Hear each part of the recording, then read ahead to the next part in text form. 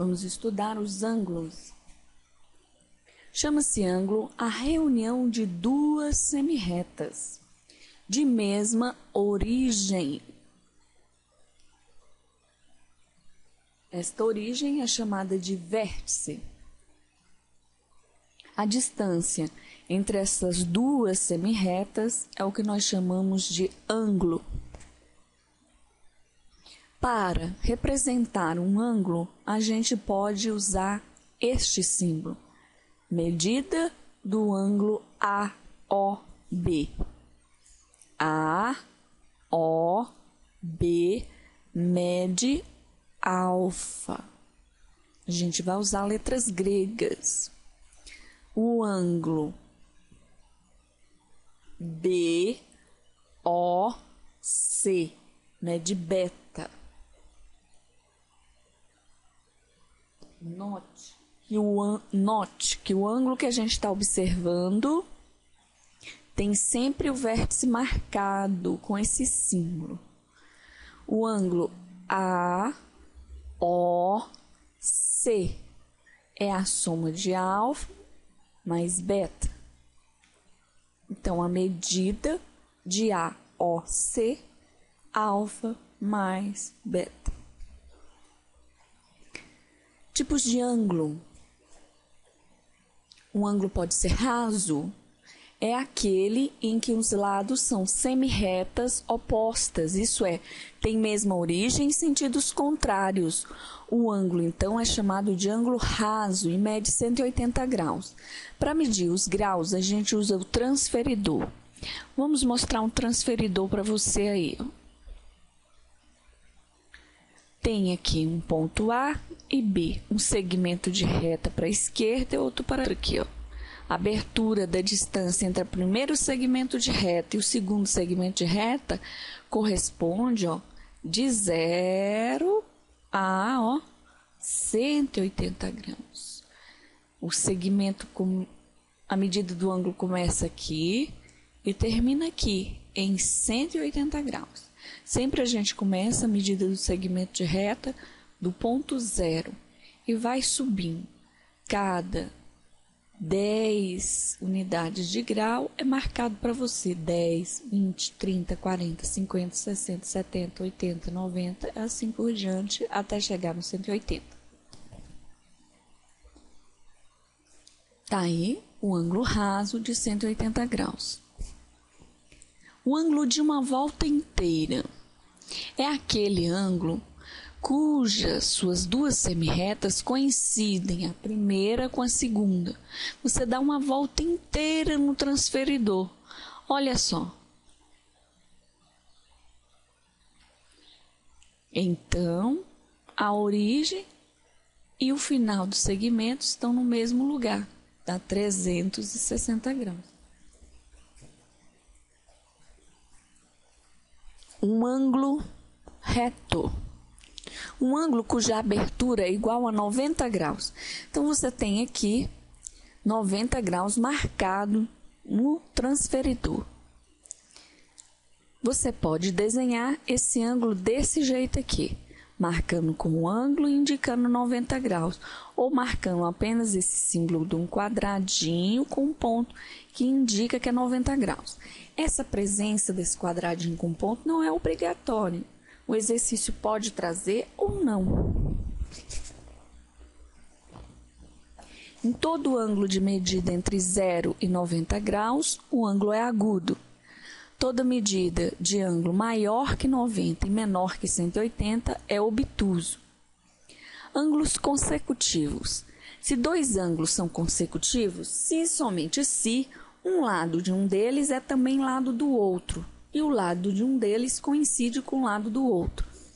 Note agora o ângulo AOB, AOB e BOC. A medida do primeiro ângulo e o segundo tem em comum essa parede aqui vermelha. Então, a gente diz que o primeiro ângulo e o segundo são consecutivos. Note esses três ângulos diferentes. A, O, B, B, OC. Tem em comum essa parede de ângulo aqui. A origem é o vértice O. A parede do ângulo OB pertence ao primeiro ângulo e ao segundo. Então, eles são consecutivos. Veja agora o ângulo AOB, que mede esse pedaço aqui. E agora o ângulo AOC, que mede toda essa distância aqui, ó. Esses ângulos são consecutivos, porque eles têm vértice em O comum e tem um lado OA comum aos dois ao mesmo tempo. OA é este lado de segmento de reta. É comum ao primeiro ângulo e ao segundo também. Note que com isso, o ângulo BAOC invade a região de AOB. Veja agora BOC, BOC, que é essa medida menor, e AOC. Eles têm em comum o lado OC e o vértice O. Então, são consecutivos. Note que o ângulo grande, AOC, invade a área do ângulo menor, BOC. Ângulos adjacentes são ângulos consecutivos que não invadem a área um do outro. São ângulos consecutivos, são adjacentes se e somente se não tem pontos internos em comum. Note aí o ângulo AOB e BOC. O primeiro ângulo e o segundo não invadem a área um do outro. Então, eles são consecutivos adjacentes. Já esse modelo aqui anterior, onde um ângulo invade a área do outro, eles não são adjacentes, são só consecutivos. Veja esse ângulo agora, APB, BPC, são adjacentes. Um não invade a área do outro, mas um e o outro têm um lado em comum e o vértice. Veja aqui, ó, o vértice O é comum aos dois ângulos. Um ângulo não invade a área do outro. Então, eles são adjacentes. Ângulos opostos pelo vértice. Dois ângulos são opostos pelo vértice e somente se os lados de um deles são as respectivas semirretas opostas aos lados do outro. O ângulo AOB está de frente para o ângulo COC. Tem em comum o vértice O, um de frente para o outro. Então, o primeiro ângulo e o segundo são OPV, que é a abreviação de opostos pelo vértice. O mesmo ocorre com o ângulo COA e o ângulo OBD. Eles são opostos pelo vértice. Beta igual a beta. Dois ângulos cuja soma dá 90 graus são chamados complementares. Ângulos cuja soma dá 180 são suplementares. Isso não quer dizer que você pode ter vários ângulos aqui somando juntos para formar o ângulo de 90. Isso pode acontecer, mais de dois ângulos juntos, somados, para dar 90. A mesma coisa no de 180. Então, se você tiver de dois ou mais ângulos cuja soma dá um ângulo raso, eles são suplementares.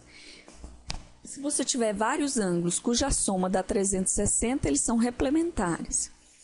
Note que este ângulo alfa' e alfa são opostos pelo vértice, têm mesma medida. Beta e beta' também são opostos pelo vértice, têm mesma medida. Calcule o valor do ângulo desconhecido. Você tem que calcular quanto mede alfa, sabendo quanto mede esse pedaço aqui. Os dois juntos formam um ângulo reto. Se forma um ângulo reto, alfa mais 30 é igual a 90. Vamos levar o número 30 para o segundo membro da igualdade. Ele vai negativo. 90 menos 30 vai dar 60. Então, alfa é 60. Vamos agora calcular essa medida indicada, APB, que mede alfa. Alfa mais 120 dá um ângulo raso. Você pode ver isso visualmente aqui, ó. Vai de um lado ao outro. Se é um ângulo raso, a soma tem que dar 180 graus. Então, alfa mais 120 igual a 180. Leva 120 para o segundo membro da igualdade, trocando a operação de soma para subtração. 180 menos 120, você obtém 60.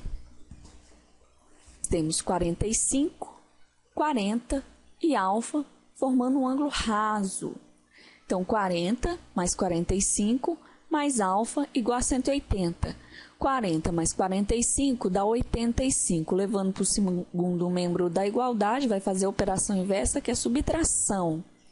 180 menos 85 dá um ângulo de 95 graus. Vamos calcular o valor de beta agora.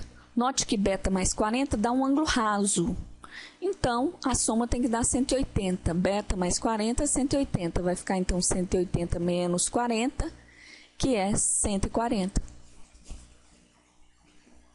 É muito importante, quando a gente estuda ângulo, ter em mente a definição clara. Bissetriz, a gente pega um compasso. Tem um ângulo desenhado com as medidas A, O, B. Para a gente pegar o compasso e abre com qualquer abertura.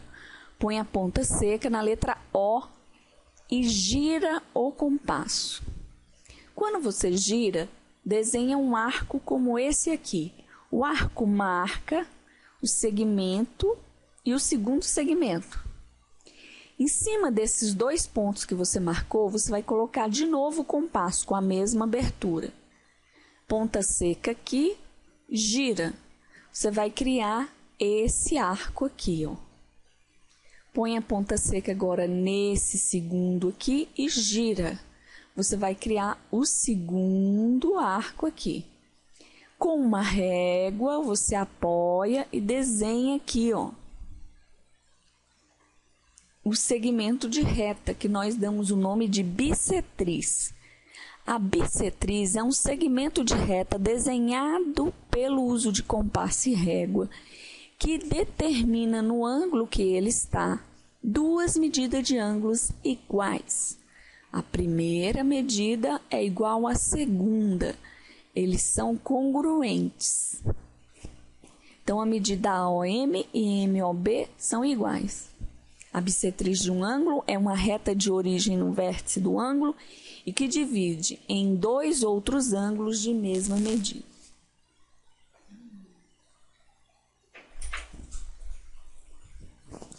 Na figura abaixo, nós temos OM, que é bissetriz do ângulo AOB. Então, AOB tem bissetriz em OM. Então, essa medida aqui, esse segmento de reta, dividiu o ângulo em duas partes iguais. Se essa primeira parte mede 27, a segunda também mede 27, porque o ângulo AOM é congruente a MOB. Então, AOM mede 27. Ele pede para você calcular também quanto mede AOB. AOB vale 2 vezes 27. Observe agora essa figura abaixo. Vamos olhar a figura antes de ler o resto do enunciado. AOB mede X. BOC mede 20. COD mede 36.